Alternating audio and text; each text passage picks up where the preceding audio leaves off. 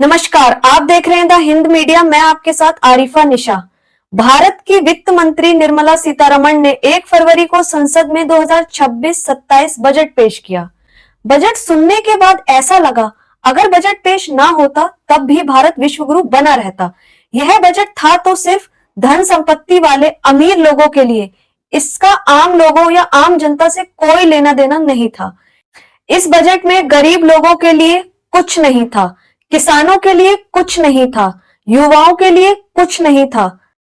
इस बजट में कुछ था तो सिर्फ हाईटेक किसानों और अमीर युवाओं के लिए। इलेक्ट्रिक व्हीकल, सोलर पैनल और विदेश यात्रा के लिए दूर पैकेज, निजी इस्तेमाल के लिए विदेशों से मंगाए जाने वाले सामानों पे भारी छूट देखने को मिली। शराब, तंबाकू और सारे नशीले पदार्थों की कीमतें बढ़ी।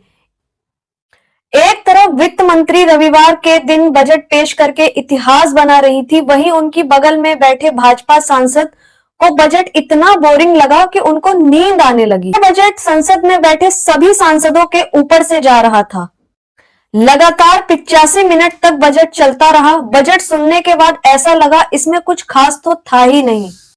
जैसे ही निर्मला सीतारमण ने बजट पेश करना बंद किया, शेयर मार्केट में हाहाकार मच गया।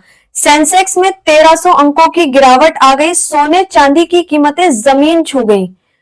हर बजट की तरह इस बजट में भी मत्स्य और पशुपालन को बढ़ावा देने की बात कही गई। इस बजट में टेक्सटाइल पार्क की भी बात कही गई। इस बजट को आप योगेंद्र यादव जी से समझिए, इस बजट का असली संदेश क्या था?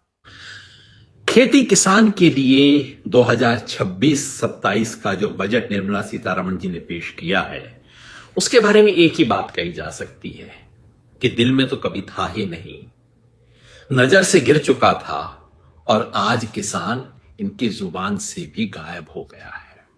पहली बार एक बजट था जिसमें वित्त मंत्री ने दिखावा भी नहीं किया किसानों के लिए कुछ करने का।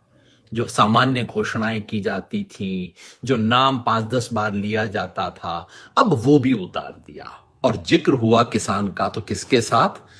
दिव्यांग के साथ, मेंटली चैलेंज के साथ, उनके साथ किसान का भी जिक्र हुआ। इसको भी कुछ पकड़ा देंगे, इस बेचारे के लिए भी कुछ देना है।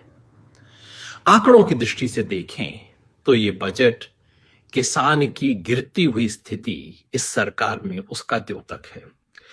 एग्रीकल्चर और एलाइड एक्टिविटीज के लिए कुल बजट पिछली बार 3.38% था, जो कि गिरकर 3.04% हो गया है। यही बात रूरल डेवलपमेंट पे भी हुई है। रूरल डेवलपमेंट के लिए पिछली बार 5.25% था, घट के 5.11% हो गया है।